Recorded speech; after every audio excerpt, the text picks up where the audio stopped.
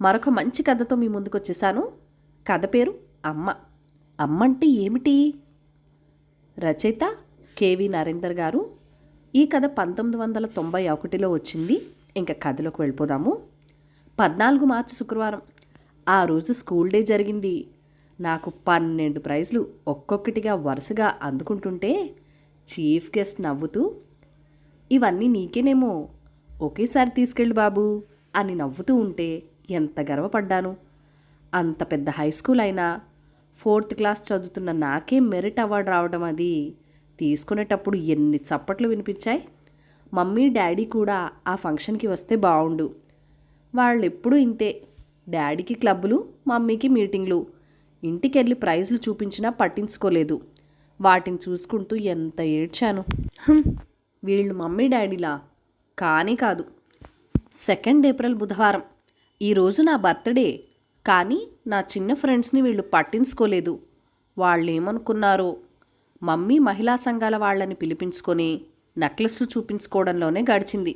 Daddy నేను cake cut చేయకముందే ఫ్రెండ్స్తో తాగారు. డాడీ తూలి కొవ్వొత్తుల మీద పడితే మమ్మీ పెద్ద రభస చేసింది. వచ్చిన వాళ్ళంతా ఏమనుకున్నారో. ఇద్దరూ పెద్దగా పోట్లాడుకున్నారు. డాడీ తాగిన మైకంలో బూతులు తిడితే మమ్మీ పై ఫ్లోర్లోకి వెళ్ళి తలుపేసుకుంది. డాడీ ఫియట్ కారులో వెళ్ళిపోయారు. తోటమాళి రంగన్న కేక్ తినిపిస్తే మంగమ్మ ఒక్కరితే చప్పట్లు కొట్టింది. మమ్మీ డాడీలు నన్ను పట్టించుకోవడం లేదేమో అనిపించింది. 21 మే సోమవారం. తోటమాలి రంగన్న కూతురు లక్ష్మితో ఆడుకుంటుంటే మమ్మీ ఎందుకు కొట్టిందో. లక్ష్మికి తాను తెచ్చే ఆటబొమ్మలంటే ప్రాణం. బాదం చెట్టు కింద ఆడుకుంటుంటే, ఈ ముష్టిదాంతోనా నువ్వు వాడేది? దీపక్ రాజన్ వాళ్ళ ఇంటికెళ్ళి ఆడమని కార్లు పంపింది. వాళ్ళింట్లో రాహుల్ ఆటబొమ్మలతో ఆడుకోడు. మైకిల్ జాక్సన్ పాటలంటూ పిచ్చి పట్టినట్టు బ్రేక్ డాన్సులు వేస్తాడు. తానని చేయమని బలవంతం చేస్తాడు. తను చెయ్యనంటే వాళ్ళ అల్సేషన్ డాగ్ని ఉసిగొల్పి బెదిరిస్తాడు. వాడుత్త ఇడియట్. వాడితో ఆడుకోనని చెప్పినా మమ్మీ డాడీ పట్టించుకోరు. వీళ్ళింతే. రంగన్న, లక్ష్మి, మంగమ్మ వీళ్ళే మంచివాళ్ళు. 9 జూన్ గురువారం. డాడీ క్యాంప్కి వెళ్ళాక దీపక్ రాజన్, అదే రాహుల్ గాడి డాడీ, రోజు వస్తున్నాడు. మమ్మీతో వెకిలిగా ప్రవర్తిస్తున్నా మమ్మీ ఏమనదేం, పైగా నవ్వుతుంది. డాడీకి తెలిస్తే, పోనీ డాడీ క్యాంప్ నుంచి రాగానే చెప్పేస్తాను. వద్దు, మమ్మీ వీపు చీరేస్తుంది. 14 జూన్ మంగళవారం. డాడీ ఈరోజు కూడా రాలేదు. దీపక్ రాజన్ ఈ రోజంతా ఇంట్లోనే ఉన్నాడు. మమ్మీ గదిలో తలుపేసుకుని వీడియో చూశారు. అదేం క్యాసెట్టో. తను రూమ్లోకి అంతా మ్యూజిక్ వినపడుతోంది. పెద్దగా మూలుగులు, అరుపులు. క్రైమ్ పిక్చర్ ఏమో.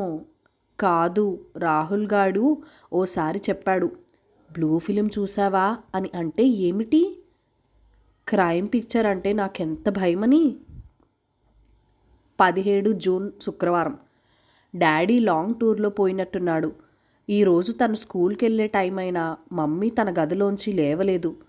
మమ్మీ నేను స్కూల్కి వెళ్తున్నాను అని మమ్మీ గది తలుపు బాదితే మంగమ్మ, వద్దు బాబు, నువ్వు ఆ గది వైపు వెళ్ళకు అని డైనింగ్ టేబుల్ దగ్గరికి లాక్కెళ్ళింది. మిగతా మమ్మీ డాడీలు తన ఫ్రెండ్స్ని బైకుల మీద స్కూల్ దగ్గరికి దించి కిస్ తీసుకొని వెళ్తారు. కారులో నేను ఒక్కడే. ఎప్పుడూ రంగన్న వెంట వస్తాడు. మంగమ్మ లాక్కెళ్తున్నప్పుడు మమ్మీ గది తలుపు సందులోంచి కనిపించింది. ఛీ, ఎంత అసహ్యకరంగా. మమ్మీ పక్కన దీపక్ రాజన్. ఈరోజు స్కూల్లో ఏదీ అర్థం కాలేదు. మమ్మీ అంటే ఈజిప్టియన్ల భాషలో భద్రపరచబడిన శవం అన్నదే నిజం. 29 జూన్ మంగళవారం. ఈరోజు స్కూల్ నుంచి వచ్చేసరికి డాడీ మమ్మీని కొడుతున్నాడు. మమ్మీ కూడా డాడీ మీద తిరగబడింది. డాడీ కోటును చింపింది, గోళ్లతో రక్కింది. మమ్మీ తాగినట్టుంది. భళ్ళున వాంతి చేసుకుంది. నా స్కూల్ బ్యాగ్ పడేసి నేను ఏడుస్తూ నుంచున్నా. నన్ను పట్టించుకోలేదు. డాడీ నోటి నుంచి దీపక్ రాజన్ పేరు వినిపిస్తోంది. ఇంగ్లీష్లో తిట్టి తిట్టి కారు తీసుకుని వెళ్ళిపోయాడు. మమ్మీ మళ్ళీ తాగి గదిలో దూరి తలుపేసుకుంది. వారిద్దరూ పురుగుల్లా కనిపించారు. ఈరోజు రిజల్ట్స్ తెలిసి ఫస్ట్ వచ్చానని సంతోషంగా చెప్దామని వస్తే వాళ్ళు నన్ను పట్టించుకోరు. జూలై 5 సోమవారం. డాడీ ఈ రోజు దాకా రాలేదు. మమ్మీ కూడా ఎప్పుడో రాత్రులు వస్తుంది. నిన్న రాత్రి 11 తర్వాత దీపక్ రాజన్ దించెళ్ళాడు. మమ్మీ తూలుతూ ఏదో మాట్లాడుతుంటే అతడు దించి వెళ్ళాడు. 2 ఆగస్టు శనివారం. ఈరోజు స్కూల్ యూనిట్లో సోషల్ స్టడీస్లో తక్కువ మార్కులు వచ్చాయి. చాలా బాధేసింది. మార్కులు తక్కువ వచ్చాయని నిన్న రాహుల్ గాడు వెక్కిరిస్తే ఏడుపు వచ్చింది. నాకెందుకో ఇంట్లో చదువుకోవాలనిపించదు. పోనీ అంకుల్ ఇంటికెళ్ళి చదువుకుందామంటే మమ్మీ వెళ్ళనివ్వదు. డాడీ మామూలుగానే తిరుగుతున్నాడు. డాడీ మమ్మీ ఎక్కువ మాట్లాడుకోవడం లేదు. 18 ఆగస్ట్ ఆదివారం. నిన్న రాత్రి డాడీ లేరు. మమ్మీ గదిలోంచి మాటలు వినిపిస్తే చెవులు రిక్కించి విన్నాను. దీపక్ రాజన్ కూడా ఉన్నాడు. 28వ తేదీ నాటికల్లా పథకం ప్రకారం జరిగిపోవాలి మమ్మీ అంటుంది. ఇండస్ట్రియల్ ఎస్టేట్లు, కాంప్లెక్స్లు ఈలోగా మచ్చికతోటే నువ్వు నీ పేర రాయించేసుకో. దీపక్ రాజన్ మాట అది. పకడ్బందీగా జరగాలి, లేకపోతే ఇది మనకి ముప్పు. ఖచ్చితంగా జరుగుతుంది డియర్. ఈ రాజన్ గాడికి కింగ్ కిల్లర్స్ చాలామంది తెలుసు. నువ్వే చూస్తావుగా. ఆ తర్వాత వీడియో శబ్దాలే వినిపించాయి. మమ్మీ ఏం ప్లాన్ చేసుకుంటుంది? 28వ తేదీన తెలుస్తుంది కదా. నా చదువు చాలా డిస్టర్బ్ అవుతుంది వీళ్లతో. 24 ఆగస్టు శనివారం. ఈ మధ్య మమ్మీ డాడీతో సంతోషంగా ఉంటుంది. కలిసి తింటున్నారు. డాడీ ఈరోజు జోన్ థామస్ అంకుల్తో కేరళ వెళ్తావా అని అడిగారు. మమ్మీనేమో కరీంనగర్ వెళ్ళరా మూర్తి అంకుల్ దగ్గరికి అంది. అక్కడికి వెళ్తే విజ్జి, ప్రదీప్, ప్రశాంతి, మధురిమలతో ఎంచక్కా ఆడుకోవచ్చు. సువర్ణ ఆంటీ రమ్మని రాసింది కూడా. కానీ యూనిట్స్ దగ్గర పడితే వీళ్ళు ఊరికెళ్ళమంటారేంటి? మార్కులు తక్కువ వస్తే మళ్ళీ రాహుల్ గారు నవ్వడు. వెళ్ళనుగాక వెళ్ళను. 29వ ఆగస్టు గురువారం. 28 రాత్రంతా మెలకుతోనే ఉన్నాను. మమ్మీ గదిలోంచి ఏ చప్పుడు వినిపించడం లేదు. తెల్లవారుతుండగా నిద్రపోయాను. మంగమ్మ ఏడుస్తూ తట్టి లేపింది. 9 అవుతుందేమో. నిద్రమత్తుతో కళ్ళు తుడుచుకోగానే బాబూ మమ్మీ చచ్చిపోయింది, చంపేశారెవరో అని ఏడుస్తోంది. కంగారుగా గదివైపు పరిగెత్తాను. రక్తపు మడుగులో మమ్మీ. అప్పటికే కొన్ని వందల కార్లు ఇంటి ముందుకొచ్చాయి. ఏడుపులు అరుపులు. కానీ నాకు ఏడుపు రాలేదు. డాడీ ఓ మూలగా ఏడుస్తున్నారు. మా స్కూల్ టీచర్లు కూడా వచ్చారు. ఇంకా ఎవరెవరో వస్తున్నారు. 4 సెప్టెంబర్ మంగళవారం. మమ్మీ చచ్చిపోయాక ఇల్లంతా ఎలాగో అయిపోయింది. ఈ సైలెన్స్ భయంకరంగా ఉంది. నేను స్కూల్కి వెళ్ళడం లేదు. నాలో ఎన్నో ప్రశ్నలు. మమ్మీ ప్లాన్ ఏదో సక్సెస్ కాలేదా? క్రమంగా దీపక్ రాజన్ మమ్మీనే చంపేశాడేమో అనిపిస్తోంది. రోజూ రాత్రి మంగమ్మ నా పక్కలో పడుకొని ఉంటుంది. డాడీ సరిగా ఇంటికి రావడం లేదు. 15 సెప్టెంబర్ శనివారం. మమ్మీ జ్ఞాపకాలు కొద్దిగా తొలగిపోతున్నాయి. ఈ మధ్యాహ్నం డాడీ ఎవరినో వెంట పెట్టుకొచ్చాడు. ఈవిడ అందంగా ఉంది, మోడర్న్గా అలంకరించుకుంది. ఇంట్లోకి వస్తూనే మమ్మీ ఫోటోను చూసి, దీని ఫోటో ఇంకా ఎందుకు ఉంచావు డియర్? మన ప్లాన్ గొప్పగా సక్సెస్ అయింది కదా అంది.